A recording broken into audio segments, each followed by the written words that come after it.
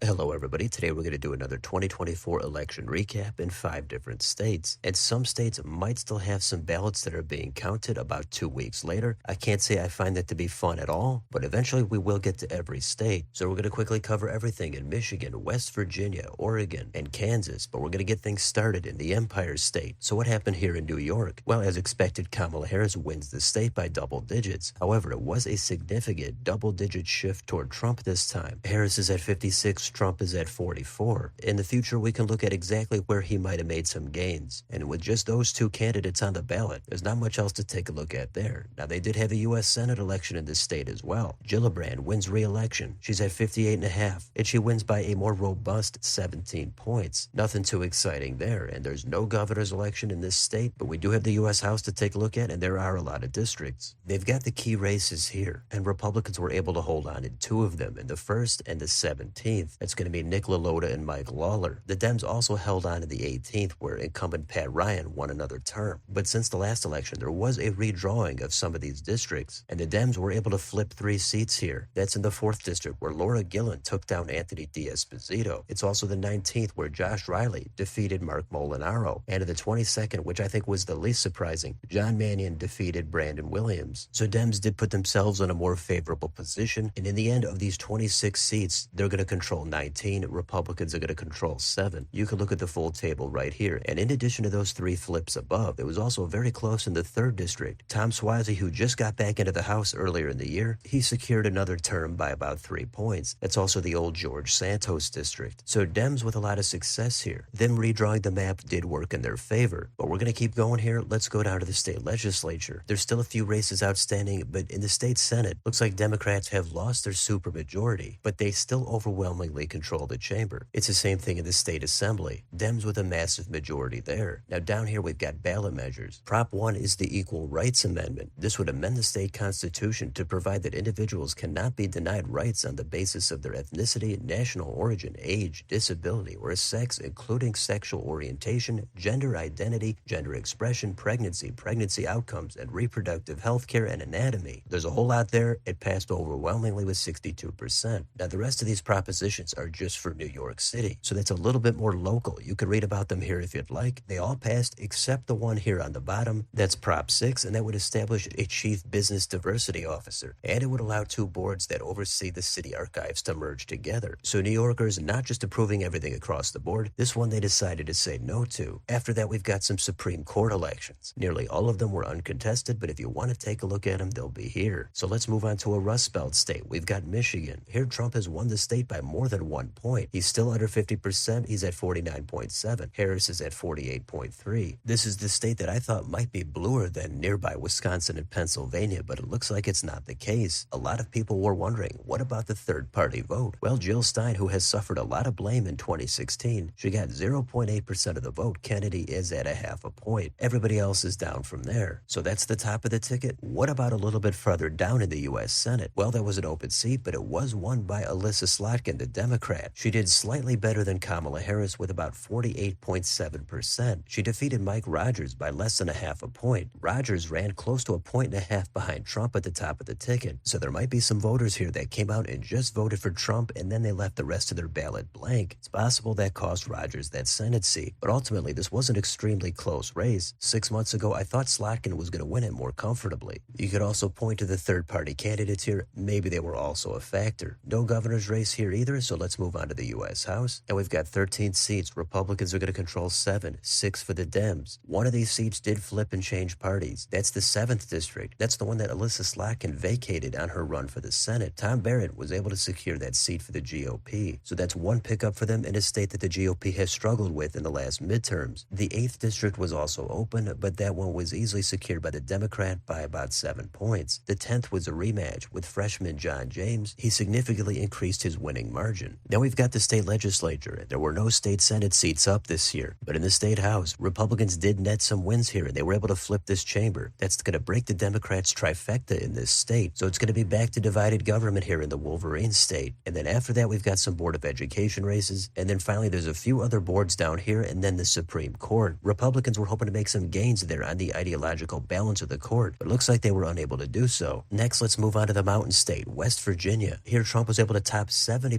50% this time and win the state. Harris down there at 28. It doesn't really matter because this is one of the reddest states in the country. It looks like every county yet again voted for Donald Trump. But there's a lot of other action in this state. We've got a U.S. Senate race, and current Governor Jim Justice is going to be the next U.S. Senator. He defeated Glenn Elliott with almost 69%. So that's a 41-point margin for Justice. This is the seat that's currently held by Joe Manchin, and this was an easy flip and a pickup for the Republicans. There was also a governor's race. It looks like current Attorney General Patrick Morrisey swept every county in the state. He's at 62%, Steve Williams at 31.6%. So this state was actually blue not extremely long ago, but over the past decade and a half plus, it's become much more reliably red. So no close races here, and if we look at the two U.S. House seats, also not close whatsoever. It's a couple of 40-point wins for the Republicans, including in the 2nd District with Riley Moore, who's going to replace Alex Mooney. It's a massive trifecta here for the Republicans in state government. There are actually only 2 Democrats in the state Senate compared to 32 Republicans. In the House, it's 9 Dems and 91 Republicans. If you go back just 20 years, it's a completely different story here. The state has gotten extremely red in a short amount of time. Then we've got one ballot measure. This was actually a nail-biter. This is about assisted suicide, and it would bar doctors, healthcare providers, or others from participating in assisted suicide, euthanasia, or mercy killing. It was just over 50% that voted for this. So with these kinds of things, sometimes you wonder about the specific ballot wording. Either way, it looks like assisted suicide is not going to be happening here in West Virginia. And last, we've got other statewide races. We've got Attorney General, Agriculture Commissioner, Auditor, Secretary of State, and Treasurer. All of those easily won by the Republicans. Let's go on to the next state. We've got Oregon. Here, Trump does just a little bit better than 2020. Harris is at 55.5. Trump is over 41. Kennedy's at 1.5. Jill Stein at 0.8. Of course, the eastern part of the state is much redder, but overall, not too dramatic of a shift. No governor's race or Senate race here, so let's go down to the U.S. House. Dems were able to flip and pick up 1 seat here in the 5th District. Lori Chavez DeRemer was defeated by Janelle Bynum. It was close. It was somewhere around 2 points. That was going to be a tough hold for the GOP, and it looks like it did not pan out. So that congressional delegation is going to be 5 Democrats and 1 Republican. Down in the state Senate and House, there's still going to be a little bit of vote outstanding, but Democrats easily control both of those chambers, so it's a trifecta there for the Dems. How about ballot measures? Well, we've got one here that would give the legislature the authority to impeach and remove the governor, attorney general, secretary of state, and other statewide elected officials. That passed easily at 64%. Then we've got one here that would establish an independent commission to determine the salaries of specified state officials. That was close, but it failed with 52%. How about ranked choice voting? Like in every other place except for D.C., it failed. It got 58% that voted no. Then there's an interesting one here that would establish a rebate system in which residents who live in the state at least 200 days a year would collect money generated by taxing corporations a minimum of 3% of their sales over $25 million. I'm sure there's a lot more to that measure, but it failed overwhelmingly. It only got 22% that said yes. That sounds like something in the direction of universal basic income. I'm not sure how well people understood it, but it clearly had no support in the state. And then we've got cannabis workers having the right to collectively bargain. That's going to be a yes at 57%. And we've got the other statewide races here. Attorney General, Secretary of State, and Treasurer. A couple of them are under 10 points, but Dems win those easily. And finally, we've got the mayor of Portland, Keith Wilson, defeating the more moderate Renee Gonzalez. Not satisfying seeing somebody win with 36%, but that's what we've got. So that's Oregon. Let's finish it up here in Kansas. So for president, Trump wins this state with over 57%. Harris is at 41. It's another slight improvement for Trump. Kennedy pulled in over 1%. A lot of extremely red counties in the western part of the state. But we've got no governor's race or Senate race here, so let's take a look at the U.S. House. And the closest one here is going to be in the 3rd District. That's held by incumbent Democrat Sharice Davids. It looks like she's pretty much invincible in this seat, and she won again by 11 points. Now in the state legislature, we've got a Democrat for governor at Laura Kelly. She was not up for election this time. It looks like the Republicans are going to maintain a supermajority in both chambers. That means they're going to continue to be able to override the vetoes from Laura Kelly. And the last thing here is going to be the State Board of Education. One race still yet to be called, but the Republican is leading. And that's it. Overall, much better results for the Republicans, but they were hoping to pick up another seat there in the Senate in Michigan, and they didn't want to lose 3 seats in New York, but flipping a few seats down ballot, including the State House House in Michigan, while Democrats were unable to cut into the supermajority in Kansas. Dems also flipping that U.S. House seat in Oregon, while Republicans picked one up in Michigan. So that's it. Let me know in the comments. What do you think about any of these results? How about all these ballot measures? Anything notable you found when you looked more into the details? Are there any big upsets? Let me know down below. On your way out, don't forget to like, share, and subscribe. Join if you'd like to support the channel. Thanks for watching, and I'll see you next time.